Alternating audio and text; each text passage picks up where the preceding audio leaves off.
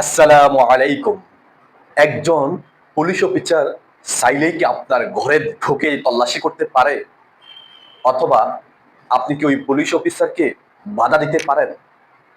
কিভাবে উনি তল্লাশি করবে এবং কি প্রক্রিয়া এবং আপনি কতটুকু বাধা দিতে পারবেন বা আপনার অধিকার কতটুকু এবং পুলিশ অফিসার কি অন্য কোনো মানুষ দ্বারা এই তল্লাশি করাইতে পারে কিনা এবং তল্লাশি পরবর্তী প্রক্রিয়াগুলো কি, এই বিষয়গুলো নিয়ে আমরা আইনের ভিত্তিতে আসুন একটু আলোচনা করি। বাংলাদেশ সংবিধানের ৪৩ আর্টিকেলের যে রয়েছে, ৪৩ আর্টিকেলের ৪৩-এর যে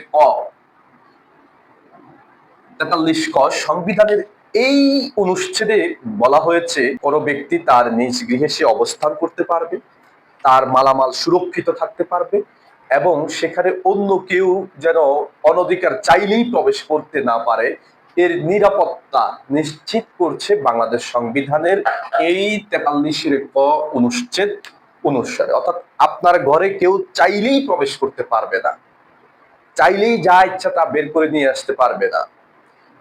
এজন্য চুরি ডাকাতি এগুলো করলে একটি অপরাধ হয়ে যায়। অর্থাৎ আপনি আপনার ঘরে অবস্থান করা, আপনার মালামাল সুরক্ষিত রাখা, এগুলোর নিরাপত্তা নিশ্চিত করবে রাষ্ট্র। তাহলে এটা হলো ৪৩-এর ক, আপনাকে নিশ্চয়তা দিচ্ছে রাষ্ট্র। কিন্তু সেখানে আবার পরে বলা আছে শর্ত থাকে, তবে সেখানে শর্ত হয়েছে কোন রাষ্ট্রের নিরাপত্তা, জনশৃঙ্খলা রক্ষার্থে অথবা জনস্বাস্থ্যের জন্য অথবা জনগণের নৈতিকতা, ৪টা বিষয় বলা হয়েছে। এই বিষয়গুলোর জন্য, এই বিষয়গুলোর সুরক্ষার জন্য কোন আদিষ্ট ব্যক্তি আপনার ঘরে প্রবেশ করতে পারবে, অর্থাৎ যাকে আদেশ দিল। রাষ্ট্রের নিরাপত্তা কেমন শুনেন।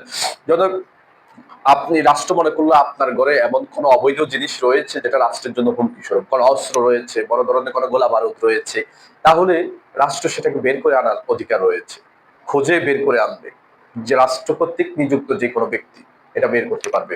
অথবা আপনার ঘরে কোনো অনৈতিক কাজ চলছে যেটা জনগণের জন্য খুবই উদ্বেগজনক, যেটা পাবলিক নিউইসেন্স হয়, অর্থাৎ জনগণের যে নৈতিকতা সেটা বিপর্যয় ঘটে, এলাকায় অসামাজিক কাজ চলছে, আপনার ঘরের ভিতরে মাদকের আড্ডা হচ্ছে বা আপনার ঘরে কোনো নারী নিয়ে বা পতিতাবৃত্তি হচ্ছে, এই ধরনের অসামাজিক কাজগুলো হচ্ছে, তাহলে বলছে রাষ্ট্র সেখানে গিয়ে আপনার গৃহে প্রবেশ করতে পারবে, রাষ্ট্র কর্তৃক নিযুক্ত যে কোনো মানুষ।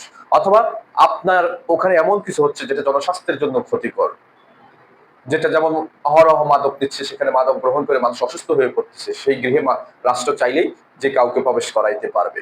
রাষ্ট্র যেমন আপনাকে আপনার ঘরে থাকার নিরাপত্তা দিচ্ছে, আপনার ঘরের যে মালামাল রয়েছে, আপনার যে প্রয়োজনীয় দ্রব্যাদি রয়েছে এগুলোর নিরাপত্তা যেমন দিচ্ছে, ঠিক আপনি যদি রাষ্ট্রের জন্য হুমকি হন, আপনার ঘরটি যদি রাষ্ট্রের জন্য হুমকি হয়, জনস্বাস্থ্যের জন্য, জনশৃঙ্খলার জন্য হুমকি স্বরূপ হয়, তাহলে সেখানে বলছে রাষ্ট্র প্রবেশ করার অধিকারও এই ৪৩-এর কতে দেওয়া হয়েছে।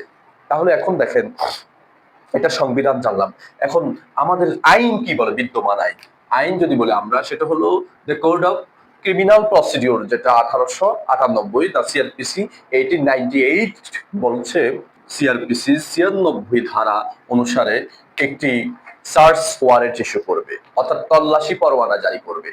এটা আদালতের ক্ষমতা এবং আদালত যে কোনো পুলিশ অফিসার হোক বা যে কোনো রাষ্ট্রীয় কোনো ব্যক্তি বা কোনো অফিসারকে নিযুক্ত করতে পারে। শুধু যে পুলিশ অফিসার আপনার ঘর তদন্ত করবে সেটা না, দুদকও করতে পারে, দুদকের কর্মকর্তারা করতে পারে, মাদকের কর্মকর্তা করতে পারে, বা রাষ্ট্রীয় সংস্থার যে কোনো ব্যক্তি আপনার ঘরটা তল্লাশি করতে পারে। এটার জন্য বলছে আদালত 96 ধারা, খেয়াল করেন, সিআরপিসির 96 ধারা অনুযায়ী একটা সার্চ ওয়ারেন্ট জারি করবে। সার্চ ওয়ারেন্ট জারি হচ্ছে তাহলে কত ধারা অনুযায়ী? 96 ধারা অনুযায়ী। এই সার্চ ওয়ারেন্ট নিয়ে যেই পুলিশ অফিসার হোক বা নিযুক্ত যে কোনো ব্যক্তি আপনার ঘর গৃহ তল্লাশি করতে পারবে। কিন্তু গৃহ তল্লাশির নিয়মটা কি? এই নিয়মটা বলে দেওয়া হয়েছে সিআরপিসির 103 এবং 102-ও আলোচনা করা হয়েছে। সেখানে কি আলোচনা হয়েছে? 102-এ বলা হচ্ছে সার্চ ওয়ারেন্টি নিয়ে কোনো আবদ্ধ ঘর, ধরে তালা দেওয়া আছে, আপনার ঘরের ভিতর প্রবেশ করার কোনো সুযোগ নেই, দরজা জানালা সব লাগানো, সেখানে বলছে রাষ্ট্র যাকে নিযুক্ত করবে সে ওই গৃহে প্রবেশ করতে পারবে এবং ওই গৃহটি আপনাকে অবশ্যই খুলে দিতে হবে যদি আপনি গৃহের ওই ঘরের বা ওই আবদ্ধ জায়গার বাসিন্দা বা অধিকারী হন। তাহলে আপনি যদি না খুলে দেন, যদি আপনি খুলে দিলেন না, তাহলে কি করবে? তাহলে বলছে সিআরপিসির 42-48 ধারা, সিআরপিসি 48 ধারা মোতাবেক ওই নিযুক্ত ব্যক্তি বা অফিসার আপনার এই ঘরের তালা, দরজা, জানালা সব ভাঙতে পারবে। এই অধিকার বাংলাদেশে সিআরপিসি বিদ্যমান যে আইন, সেটা ওই নিযুক্ত অফিসারকে দেওয়া হয়েছে। আপনি তালা খুলে না দিলেও সেটা ভেঙে প্রবেশ করার অধিকার রাষ্ট্র এই আইন ওই অফিসারকে দিয়েছে। এরপরে দেখেন, এখন দেখা গেল আপনার ঘরে প্রবেশ করলো বা আপনার ঘরে কিছু পেলো না, কিন্তু এমন একটা জিনিস আপনার দেহের ভিতরে রয়ে গেছে বা দেহের সংযুক্ত রয়েছে, যেটা পুলিশ অফিসার বা অন্য কেউ এটা সন্দেহ করতেছে, তখন আপনার এই দেহটাও তল্লাশি করার অধিকার রয়েছে। কিন্তু দেহ তল্লাশি করতে গিয়ে যদি সে নারী হয়, অফিসার যদি পুরুষ হয়, তাহলে কি হবে? তাহলে বলছে সিআরপিসির 52 ধারা, এটা খুবই সেন্সিটিভ 52 ধারা বলছে, নারীকে যদি সন্দেহ করা হয় যে ওই নারীর দেহে বা নারীর দেহ সংযুক্ত কোনো কিছু থাকতে পারে, তার দেহ তল্লাশি করা দরকার, তাহলে অবশ্যই একজন নারীকে দিয়ে এই দেহটি তল্লাশি করাতে হবে। এবং ওই তল্লাশির সময় ওই নারীর যেন সম্ভ্রম হানি না হয়, শারীরিক ভাবে কোনোভাবে যেন সে অপমানিত না হয়, শ্লীলতা হানি না হয়, সেদিকে বলছে অবশ্যই খেয়াল রাখতে হবে। এটা নারীকে সুরক্ষা দিচ্ছে সিআরপিসির এই 52 ধারা। এখন দেখেন একটা জিনিস খেয়াল করেন, এই অনেক সময় দেখা যায়, আমরা দেখি যে আমাদের বাসা বাড়িতে পুলিশ অফিসার যখন তল্লাশি করতে আসে, তখনই আমরা বলি যে সার্চ ওয়ারেন্ট দেন। আসলে সার্চ ওয়ারেন্ট ছাড়াও, সার্চ ওয়ারেন্ট বা তল্লাশি পরোয়ানা ছাড়াও কিন্তু তল্লাশি করা যায়। কিন্তু দেখেন, তার আগে বলি, আপনি তল্লাশি করলো পুলিশ অফিসার, তাহলে আপনি কি সেখানে থাকতে পারবেন? হ্যাঁ, আপনি অবশ্যই এই ঘরের মালিক হিসেবে আপনি সেখানে থাকবেন। শুধু তাই নয়, আপনার যে ঘরটি যে এলাকায়, ওই এলাকার গণ্যমান্য 2 বা তার চেয়েও বেশি সাক্ষী সেখানে উপস্থিত থাকতে হবে ওই অফিসারদের সাথে, এবং তারা তার সাথে সাথে ঘুরবে যেই জিনিসটি তল্লাশি করতেছে ওইটাই করতেছে, তাকে অন্য কিছু করছে। আমরা প্রায় সময় অভিযোগ শুনি যে বিভিন্ন মানুষ অভিযোগ দেয় যে তল্লাশি অফিসার আমার ঘর থেকে টাকা নিয়ে এসেছে, স্বর্ণ নিয়ে এসেছে, অর্থাৎ দেখা গেল সে একটা অস্ত্র উদ্ধার বা অস্ত্র তল্লাশি করতে গেছে, তো অভিযোগ আসে যে সে আমার টাকাও নিয়ে গেছে, আমার স্বর্ণ নিয়ে গেছে, এভাবে মানুষ অভিযোগ দেয়। তো এই যেন অভিযোগগুলো না হয়, এই জন্য বলছে সেখানে 2 বা তার অধিক, কমপক্ষে 2 জন এলাকার গণ্যমান্য শিক্ষিত মানুষ সাক্ষী হিসাবে সেখানে থাকবে। এখন কথা হলো, যারা সাক্ষী থাকবে তাদেরকে কি আদালতে গিয়ে সাক্ষী দিতে হবে?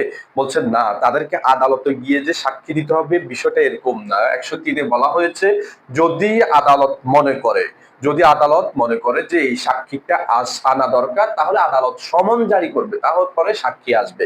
এখানে আপনি সাক্ষী থেকে স্বাক্ষর দিলেই গিয়ে যে আদালতে গিয়ে আবার সাক্ষী দিতে হবে বিষয়টা, আদালত যদি মনে করে তাহলে আপনাকে ডাকবে, না হলে আপনার কোনো যাওয়ার কোনো দরকার নাই। যখন তল্লাশি করবে, আপনি যখন উপস্থিত থাকবেন, যদি কোনো মালামাল পুলিশ বা ওই অফিসার জব্দ করে, তাহলে অবশ্যই একটি জব্দ তালিকা, যেটাকে সিজার লিস্ট বলা হয়, সেই সিজার লিস্টটি প্রণয়ন করতে হবে। এই সিজার লিস্টটি হচ্ছে এই সিআরপিসির 103 ধারা অনুযায়ী প্রণয়ন করা হয়।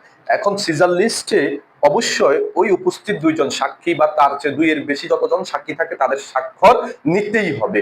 এখন সিজার লিস্ট অনুযায়ী আপনি সাক্ষী ছিলেন, আপনাকে আদালত বলল যে উপস্থিত হয়ে এই সাক্ষীটির বিষয়ে সাক্ষ্য দেওয়ার জন্য, হ্যাঁ, সমন জারি করা হলো, কিন্তু আপনি এরপরও গেলেন না।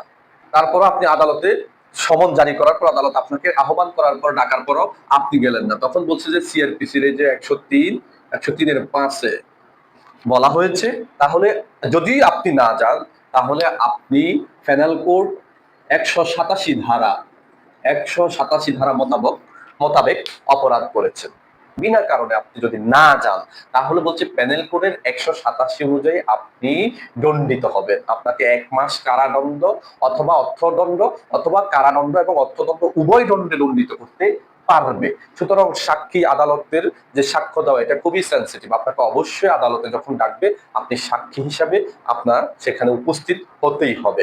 এরপরে দেখেন, এখন আমরা যে বললাম যে আমরা এই একটা জব্দ তালিকা করলো, এই জব্দ তালিকাটি একজন যে ঘরের মালিক বা যিনি ঘরের মালিক থাকে বা যার ঘরটি তল্লাশি করা হলো, তাকে কি দিতে হবে? হ্যাঁ, সে যদি চায় তাহলে তাকে অবশ্যই ওই সাক্ষীদের স্বাক্ষর সম্বলিত 1 কপি নকল তাকে অবশ্যই দিতে হবে। এটা সিআরপিসি 103 এবং সিআরপিসি 104-এ উল্লেখ করা আছে যে যদি যার ঘরটি তল্লাশি করেছে সে চাইলেই ওই অফিসার তাকে দিতে হবে, 1 কপি নকল দিতে হবে।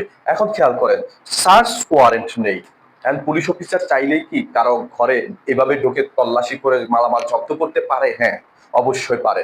সেটা হচ্ছে এই যে সিআরপিসি 165 ধারা, এটা পুলিশ অফিসারকে এই অধিকারটুকু দিয়েছে, যদি কোনো মামলা বা কোনো ঘটনা তদন্তের জন্য মনে হয় যে এটি এখনই এই মুহূর্তে তল্লাশি করে তার ঘর থেকে উদ্ধার করা দরকার। ধরুন মারামারি হলো, এখন হঠাৎ করে মারামারি হওয়ার কারণে কোনো অস্ত্র ব্যবহার করা হলো, এখন এই অস্ত্রটি এই মুহূর্তে যদি উদ্ধার না করে তাহলে অস্ত্রটি হয়তোবা হস্তান্তর হয়ে যাবে বা স্থান পরিবর্তন করে ফেলবে, বা এমন কোন মামলা তদন্তের জন্য এমন প্রয়োজনীয় জিনিস যেটা যে কোনো মুহূর্তে যে কোনো দলিল বা যে কোনো প্রয়োজনীয় গুরুত্বপূর্ণ কাগজপত্র বা কোনো অস্ত্র শস্ত্র যে বা কোনো বলেন মাদক বা যে কোনো কিছু এই মুহূর্তে যদি তল্লাশি করে না জব্দ করা হয় তাহলে যে কোনো সময় এটা কি করতে পারে, এই জায়গা থেকে অন্য জায়গায় চলে যেতে পারে।